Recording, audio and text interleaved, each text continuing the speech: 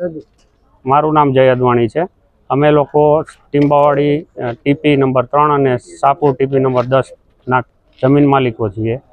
અમારી ખેતીની જમીનમાં 40% જે ટીપી સ્કીમમાં કાપે છે એ કાયદાની વિરુદ્ધ છે।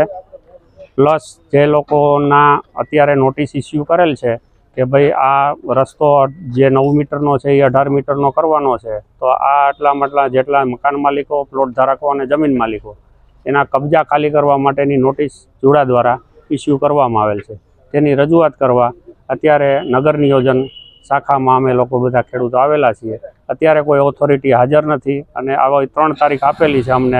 27 તારીખે કીધું હતું કે ભાઈ ઓથોરિટી હાજર નથી, પાછી 2 તારીખની નોટિસમાં અમે લોકો આવ્યા હતા ત્યારે એવું કીધું કે ઓથોરિટી હાજર નથી, અને આજ 8-12 તારીખ છે, આજે એવું કહે છે કે ભાઈ ઓથોરિટી હાજર નથી। એટલે અમારે વકીલોએ અત્યારે લેખિતમાં રજૂઆત કરેલ છે કે ભાઈ આવતી તારીખ કોઈ પણ એવી આપો કે જ્યારે ઓથોરિટી હાજર હોય અને એની સાથે અમે ચર્ચા વિચારણા કરી શકીએ। Raghavji Vallabhbhai Gelani, advocate, Rajkot. Sapur TP scheme number 3 અને ટીંબાવાડી ટીપી સ્કીમ નંબર 3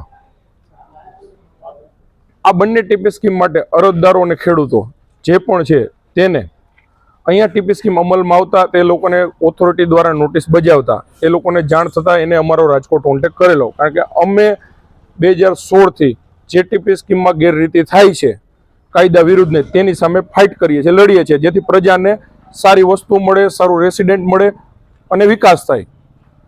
હવે અમે પ્રથમ અમારે 27/11/2025 રોજ મુદત હતી ત્યારે આવ્યા, ત્યારે સામેવાળી ઓથોરિટી છે એ હાજર રહેલ નહીં, ત્યારે અમને 2/12ની મુદત આપેલ, ત્યારે પણ અમે કોન્ટેક્ટ કરેલો તો ત્યારે સામેવાળી ઓથોરિટી હાજર રહેલ નહીં, અને આજ રોજ પણ 8/12/2025 રોજ મુદત હોય, અમે રાજકોટથી એડવોકેટ આવ્યા છીએ તો હાલમાં પણ એ આજ ઓથોરિટી હાજર રહેલ નથી। અને અધિકારીનું એવું કહેવાનું છે અહીંયા જે છે કે ભાઈ ઓથોરિટીને ટાઈમ ન હોય, અન્ય જગ્યાએ રોકાઈ ગયેલો હોય, તો આ પણ એક એનો કામનો જ ભાગ છે અને મહત્વનો છે કે જે ટીપી સ્કીમ આવતા કોઈ પણ જગ્યાએ વિકાસ ઝડપથી થાય, તો આ તો વિકાસ પાછા લઈ જવાની વાત છે જુનાગઢને, કે ભાઈ ગુલામીમાં લઈ જાઓ, વિકાસ ન થાય એવી વાત કરે છે।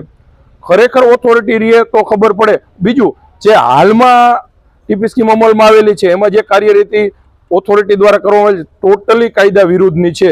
અમે કાયદામાં જે સરકાર માન્ય બુક છે, વિધાનસભામાં પસાર થયેલ ખરડા મુજબની બુક છે, એમાં બતાવેલું કે સાહેબ આ કલમ મુજબ આ કાર્યવાહી થાય, તો સામે જે હાલના અધિકારી છે એ એવું કહે છે કે ભાઈ અમારે નથી કરવાનું, તમારે કરવાનું છે ખેડૂતોને, અરજદારને।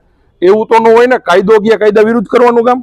અમે સ્વીકારીએ છીએ કાયદા મુજબ ટીપી એવી અમને માન્ય છે, અમે વિરોધ નથી કરતા, પણ એની રીતે જે ગેરરીતિ થાય છે એ ખોટી થઈ છે, જેનો વિરોધ છે અમને।